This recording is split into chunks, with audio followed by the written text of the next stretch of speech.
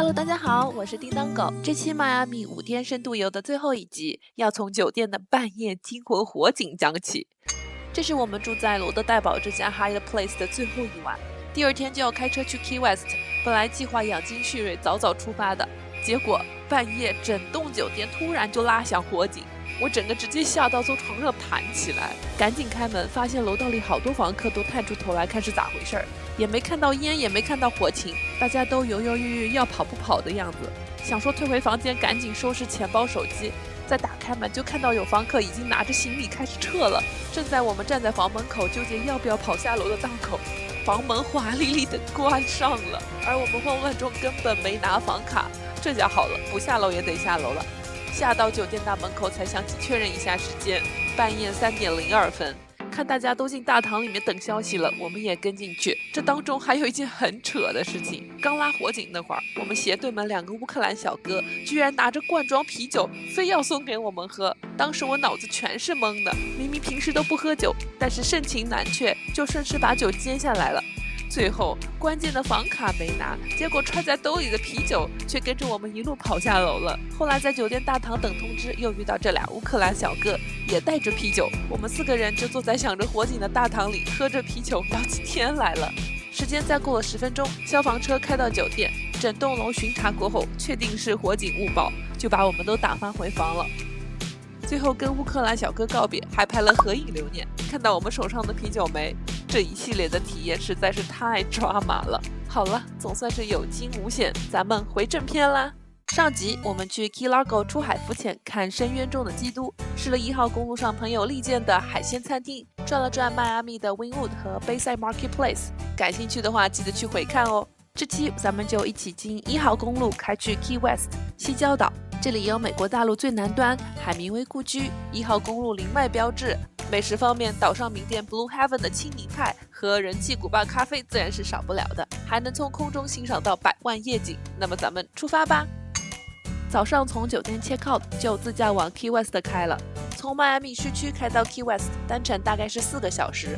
路上车子倒是不多，但大多数路段都有55迈的限速，所以时间开得会久一点。我们这天天气很好，一路看着超蓝的无敌海景，开在1号公路上也不会无聊。半数以上的路程两边都有海岛风的住宅和小店，如果时间充裕的话，还可以选择在中途停车跟海豚游泳，去 Robbins 喂大眼海莲，在 Veterans Memorial Beach 踩透亮的海水。不过我们晚上要从 Key West 飞去坦帕，想多留点时间在岛上转转，所以中间就只停了一站 Seven Mile Bridge。桥的入口有一片不小的停车场，供人停车上桥步行，还是蛮方便的。Seven Mile Bridge 7英里桥是佛罗里达群岛标志性的跨海桥梁，在连接1号公路群岛的所有桥梁中，它是最长的一座。我们走的这个只对行人和骑行者开放的，其实是老7英里桥，原名 Knights Key Bridge， 是20世纪初佛州的富有实业家 Henry Flagler 修建的，连接了佛州大陆和 Key West。当时也是举世闻名的跨海铁路了。老7英里桥在1912年正式落成，因为建设工程极其艰巨，有世界第8奇迹的名号。不过好景不长，1935年和1960年，它2度遭遇飓风，被严重损坏。80年代初，它旁边的新桥落成后，这座老桥就退休不再通车了。如今老7英里大桥被修复后，在2022年11月重新开放。它连接着鸽子岛大约3.5千米的路段，已经被列入了美国国家史记名录。来这里可以散步、骑自行车或者滑旱冰，视野之中墨西哥湾和大西洋左右拱卫，风景超棒。惨也没有无人机，大家现在看到的画面是我举着3米长的延长杆拍的，效果还行不？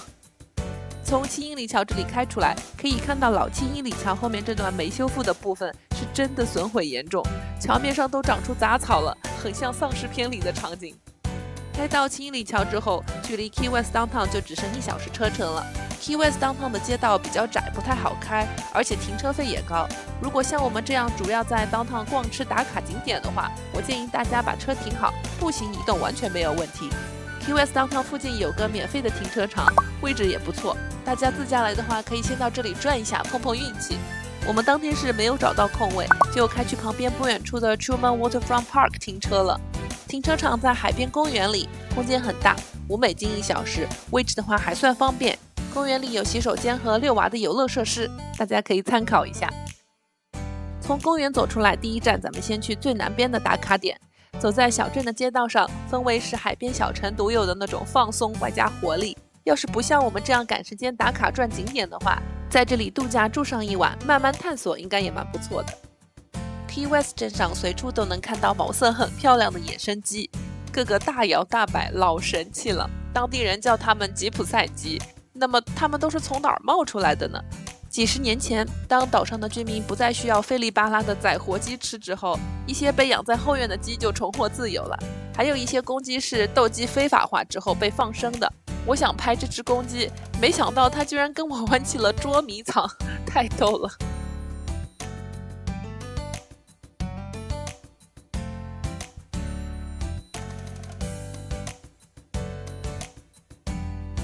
咱说回正题，从公园停车场走到今天这个最远的景点不到20分钟，眼前就是大名鼎鼎的游客打卡地——美国本土最南端。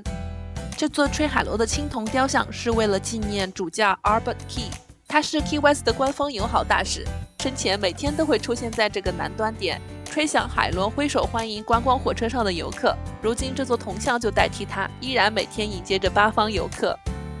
这座游客必打卡的最南端混凝土浮标是 Key West 市在1893年设立的，距离古巴只有90英里。但其实它既不是美国本土的最南端，甚至也不是 Key West 的最南端。美国本土真正的最南端实际上位于 Key West 以南16公里的岛屿 Ballast Key 上面，而美国50个州的最南端则是在夏威夷的大岛上面。不过在最南端景点的争霸上，显然实力是并不重要的，宣传力度和颜值才是正义嘛。你看看这等拍照的队伍有多长，我问了一下刚拍完的游客，等了40分钟才轮到的。嚯，这大太阳下面咱就不凑着热闹了。下一个景点海明威故居，走起！这两个景点之间很近，走路10分钟就能到。海明威故居博物馆附近还有个 Key West Lighthouse， 白色的灯塔，不算很高，付17美金门票可以爬88级楼梯登上顶端，欣赏 Key West 周围的海景。海明威不愧是 Key West 的大 IP 啊！参观故居的游客肉眼可见的相当多。这里的成人门票是19美金，有提供免费讲解的导游，每15分钟一场，跟着参观一圈是20到30分钟的样子。不赶时间的话，跟着导游走一圈，能听到很多关于海明威和这座故居的轶事，蛮有意思的。这座豪宅原本是1851年名叫提夫特的船长和海洋建筑师设计并建造的。他和家人离世多年后，被海明威第二任妻子 Pauline 的叔叔在拍卖会上以8000美金买下来。海明威这个多情种，一生有4个妻子这件事情，大家都有所耳闻吧？这座故居的餐厅墙上面就华丽丽地挂着他4任妻子的照片。不过这座 Key West 的故居主要是30年代期间海明威跟他的第二任妻子生活的地方，一直到他们1941年离婚为止。所以整栋别墅处处都有 Pauline 的精心装饰和设计。他们在这里抚养了2个儿子。后来海明威在 Key West 酒吧 Sloppy Joe's 迷上了金发战地记者玛莎。1940年11月的时候跟 Pauline 离婚，12月底就跟玛莎结婚，搬到古巴去了。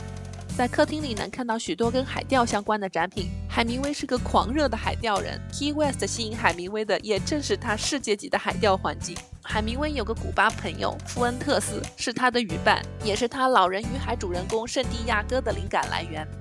主楼的阳台上能看到街对面的灯塔，楼下的花园有好多新人会选择在这里举办婚礼。我们导游还调侃说，搞不懂怎么会有那么多人愿意在离了3次婚的人家里结婚。他是懂吐槽的。主楼后面的建筑原本是放干草的，海明威把楼上的房间改成了写作工作室。他每天早上6点起床，在工作室写到中午，下午的时间就用来钓鱼和娱乐。虽然每天只工作1上午，但海明威在 Key West 这段时间很高产，完成了包括《永别了武器》、《乞力马扎罗的雪》在内的好几本小说，还有《丧钟为谁而鸣》的大部分内容。而我呢，每周写个5000字的脚本都要死要活的。海明威的码字效率好高啊，膜拜膜拜。海明威故居博物馆最大的看点和明星应该就是这里的猫猫们了。这里住着将近60只多指猫，它们都是猫咪 Snow White 的后代，就是照片中海明威2儿子怀里的这只白猫。Snow White 是一个船长送给海明威的，也是最早住进这里的多指猫。喵星人在这里生活的好惬意，有自己的小别墅住，吃喝不愁，每周还有兽医检查身体，确保它们健康快乐。会投胎的猫猫好爽呀，看它们慵懒晒太阳的样子，太安逸了，羡慕不来，羡慕不来。猫咪一般前爪有5个脚趾，后爪有4个脚趾，而多指猫也叫6指猫或者手套猫，因为多出来的脚趾头形状酷似一个拇指。海明威故居里的猫一半都有多指基因，不光是6指，据说最多的能有9个脚趾头。这只躺着的正好把肉垫翻出来了，数它的肉垫非常清晰的能看到后脚有6个脚趾呢，好神奇啊！故居里面还有一处不得不说的特色，就是这个游泳池了。它是岛上出现的第一个住宅游泳池，而且至今仍旧是最大的一个。Pauline 在1938年建造了这个游泳池，当时海明威人正在西班牙执行任务，在造游泳池之前，这里是他建的一个拳击台。等他从西班牙回来，发现自己的拳击台变成了游泳池，而且还花了他2万多美金。气坏了的他从口袋里掏出1分钱，朝着 Pauline 弹过去说：“你也可以拿走我的最后1分钱。” Pauline 知道这个故事肯定能逗得客人哈哈大笑，于是就把那枚1934年的1分钱埋进了游泳池露台上的混凝土里，就在绿色的柱子这里。说到海明威这个拳击的爱好， Key West 岛上有栋历史超100年的蓝色建筑，过去这里会举办斗鸡啊、赌博等等活动。海明威住在 Key West 的时候，每周5都会在这里裁判晚上的拳击赛。1992年，这里成了岛上著名的餐厅 Blue Heaven。之前就查到他家的 Key Lime Pie 很出圈。参观完海明威故居，路口一拐弯，咱们就到了。跟着服务员沿着不算宽的入口往里走，眼前这片院子就是海明威当年裁判拳击赛的地方了。店里的装饰是很随性自然的海岛风。等餐的时候看到好多鸡在店里闲庭信步，这里的鸡也已经成为 Blue Heaven 的一大特色了。点餐的时候，服务员推荐他家现榨的果汁，那就橙子和西柚汁各来了1杯。我们点小杯的时候，服务员就提醒小杯是真的很小哦。上来一看，杯子确实非常迷你，果汁的颜色很好看，但喝了以后我发现点小杯量少一点也不是什么坏事。喝得出来果汁新鲜是真新鲜，但酸也是真酸，西柚还是酸里带涩。不过叮当狗平时就不太耐酸，喜欢这种满满维 C 感的勇士，可以尝试一下。鲜榨果汁没踩在我的点上，但他家的食物还是不错的。这份是龙虾班尼迪克蛋，上来这个摆盘，培根看着很狂野，草莓、菠萝、蜜瓜叠起的水果塔又有点可爱的说，上面的鸡蛋一刀下去居然自己爆浆了。鸡蛋下面是煎过的西红柿片，在下面藏着龙虾肉，他们用的龙虾肉应该比较大只，肉质吃起来偏紧实。培根是厚片的，被煎得脆脆的，底下的 English muffin 软乎乎，沾满蛋液和荷兰酱，吃到嘴里幸福满满。唯一奇怪的是，所谓的 BLT 指的不是 bacon lettuce tomato 吗？后厨难道是生菜用完了？咱生菜呢？我算是看出来了，主厨跟这里的装饰一样，比较随性，不过胜在味道还不错了。另一份是龙虾三明治，这个三明治相当扎实啊，2片厚吐司用含盐黄油煎过，咸咸香香的，吐司上下2层都夹了 cheddar cheese， 里头的煎龙虾肉非常大块，而且量也给得很大气。但是跟刚才班尼迪克蛋里的有一样的问题，肉质偏老了一些。另外存在感非常强的就是煎过的大块西红柿，酸酸沙沙的口感。三明治搭配的酸黄瓜没有我们之前在 Key Largo Lazy Lobster 吃的那么酸，是可以接受的。带皮的土豆是用煎的，糯糯的感觉，外表面有微辣的香辛料调味。整体三明治吃起来感觉略微偏干了一些，可能是因为吐司太厚了吧。我还是更推荐班尼迪克蛋，滑润好吃。下面就是我最期待的青柠派了，服务员还热情地说要帮我们挑一块最大的。青柠派一上来，视觉上老有冲击感了，真是巨大一块。这是普通的青柠派，而他们家比较特色的就是上面这一层白色的像云朵一样的蛋白糖，最外面的颜色是蛋白糖炙烤了之后焦糖化了，颜值真的没得说。一叉子下去，这个打发的蛋白糖软绵绵的，好像棉花。再来点派提本身，一口下去，居然不是美国甜点的死甜，还有一丢丢的惊艳。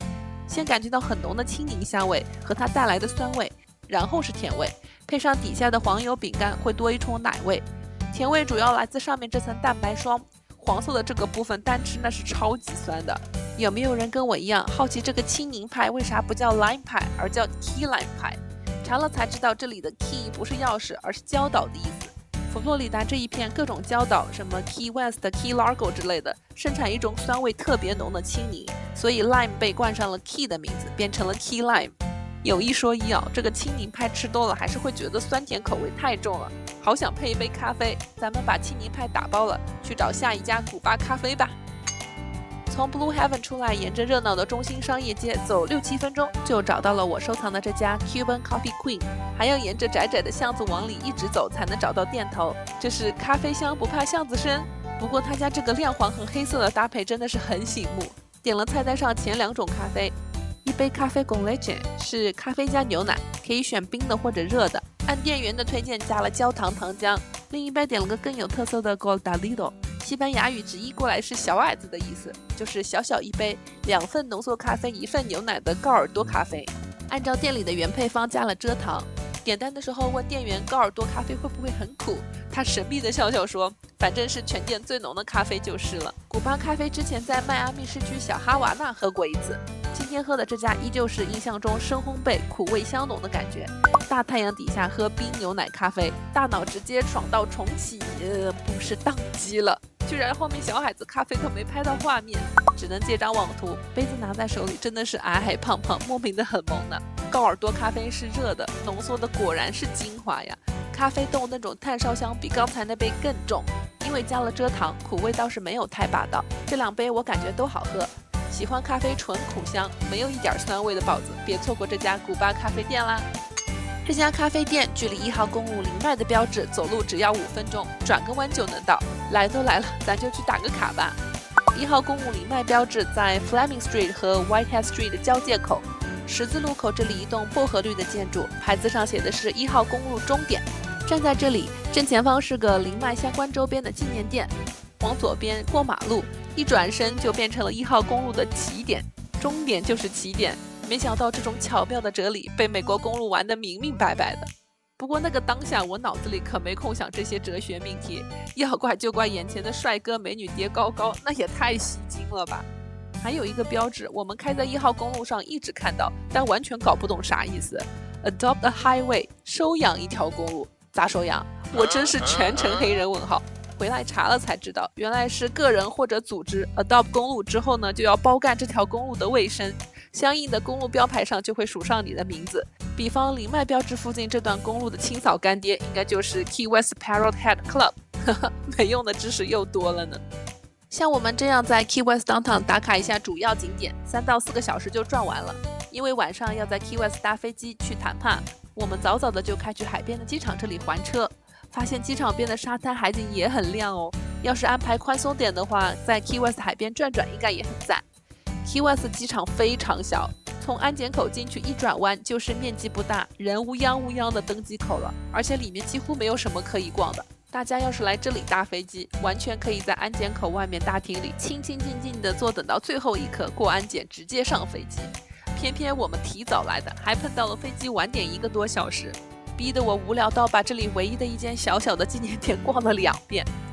Key West 飞坦帕原本买的美联航的机票被转给了从没听说过的 Civil Airways。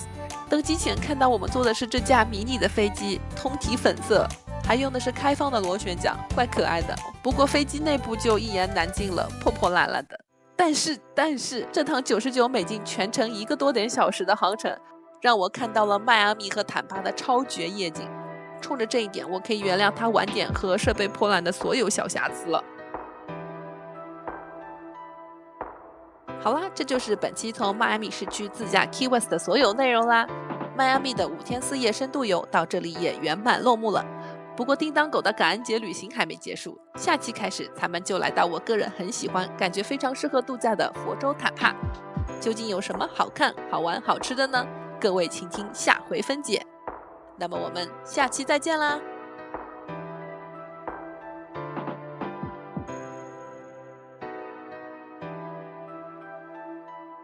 我是叮当狗，喜欢我的视频记得关注订阅哦。